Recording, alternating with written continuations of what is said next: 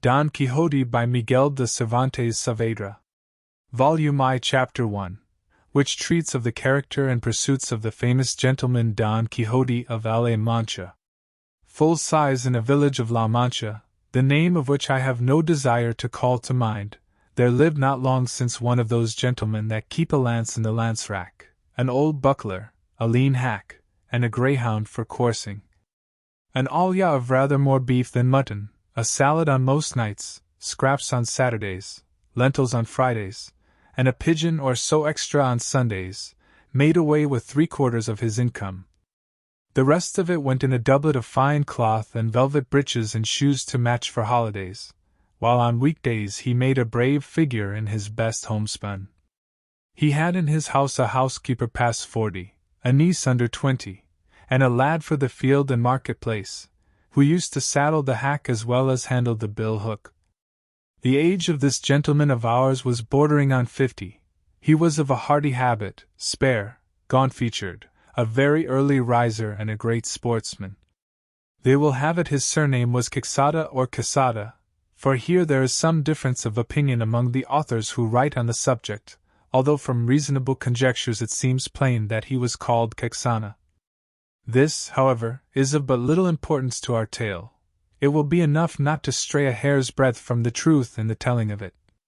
You must know, then, that the above-named gentleman, whenever he was at leisure, which was mostly all the year round, gave himself up to reading books of chivalry with such ardor and avidity that he almost entirely neglected the pursuit of his field sports, and even the management of his property, and to such a pitch did his eagerness and infatuation go that he sold many an acre of tillage land to buy books of chivalry to read, and brought home as many of them as he could get. But of all there were none he liked so well as those of the famous Feliciano de Silva's composition, for their lucidity of style and complicated conceits were as pearls in his sight, particularly when in his reading he came upon courtships and cartels, where he often found passages like,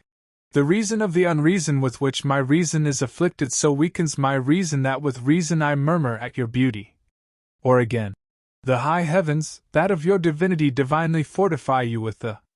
stars, render you deserving of the desert your greatness deserves." Over conceits of this sort the poor gentleman lost his wits, and used to lie awake striving to understand them and worm the meaning out of them, what Aristotle himself could not have made out or extracted had he come to life again for that special purpose. He was not at all easy about the wounds which Don Belianis gave and took, because it seemed to him that, great as were the surgeons who had cured him, he must have had his face and body covered all over with seams and scars. He commended, however, the author's way of ending his book with the promise of that interminable adventure, and many a time was he tempted to take up his pen and finish it properly as is there proposed, which no doubt he would have done, and made a successful piece of work of it too, had not greater and more absorbing thoughts prevented him. Many an argument did he have with the curate of his village, a learned man, and a graduate of Siguenza, as to which had been the better knight, Pomeron of England or Amadis of Gaul. Master Nicholas, the village barber, however, used to say that neither of them came up to the Knight of Phoebus, and that if there was any that could compare with him it was Don Galler, the brother of Amadis of Gaul, because he had a spirit that was equal to every occasion, and was no Phoenician knight, nor lachrymose like his brother, while in the matter of valor he was not a whit behind him. In short, he became so absorbed in his books that he spent his nights from sunset to sunrise, and his days from dawn to dark, poring over them, and what with little sleep and much reading his brains got so dry that he lost his wits. His fancy grew full of what he used to read about in his books, enchantments, quarrels, battles, challenges, wounds, wooings, loves, agonies, and all sorts of impossible nonsense, and it so possessed his mind that the whole fabric of invention and fancy he read of was true, that to him no history in the world had more reality in it. He used to say the Cid Ruy-Diaz was a very good knight, but that he was not to be compared with the knight of the burning sword who with one backstroke cut in half two fierce and monstrous giants. He thought more of Bernardo del Carpio because at Roncesvalles he slew Roland in spite of enchantments, availing himself of the artifice of Hercules when he strangled Diantius the son of Terra in his arms. He approved highly of the giant Morganta, because, although of the giant breed which is always arrogant and ill-conditioned, he alone was affable and well-bred.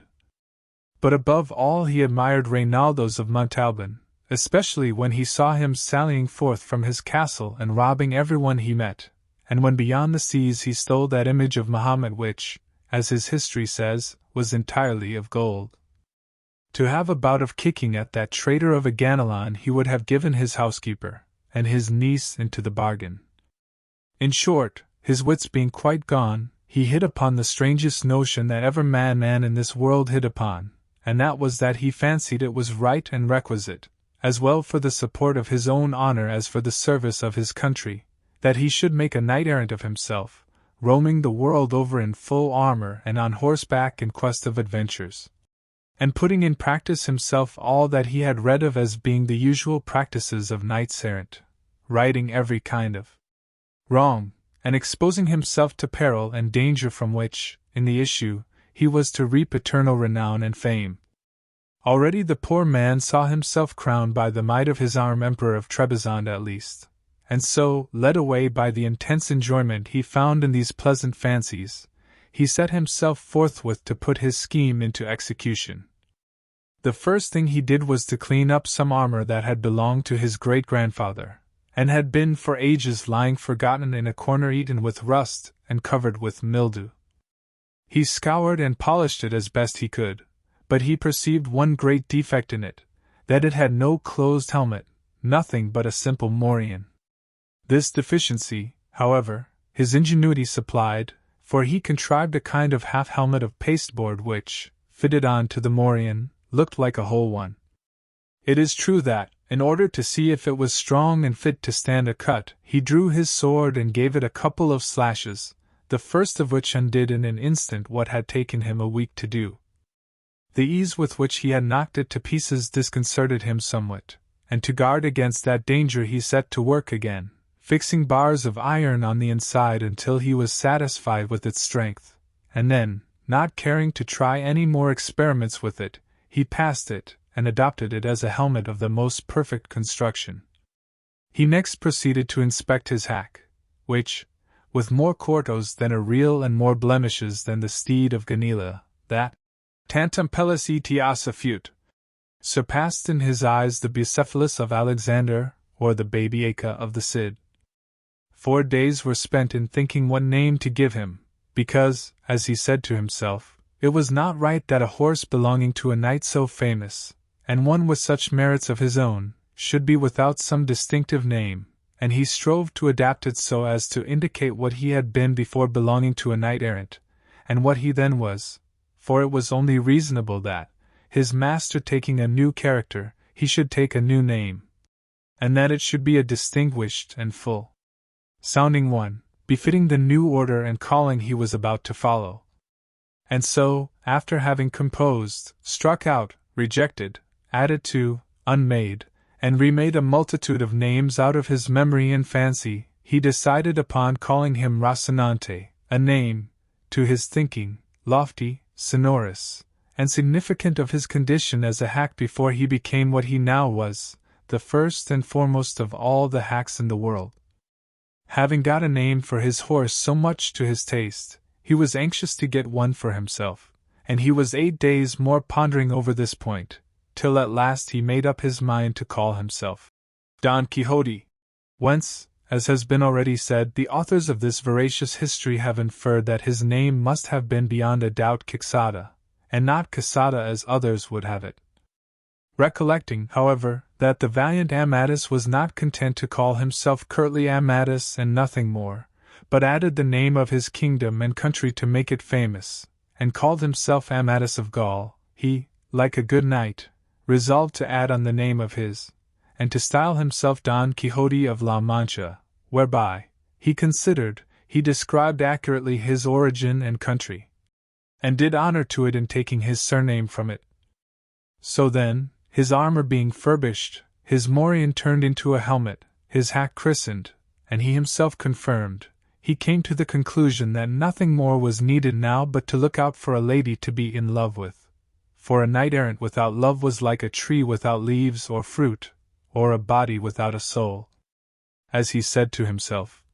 "If, for my sins or by my good fortune, I come across some giant hereabouts, a common occurrence with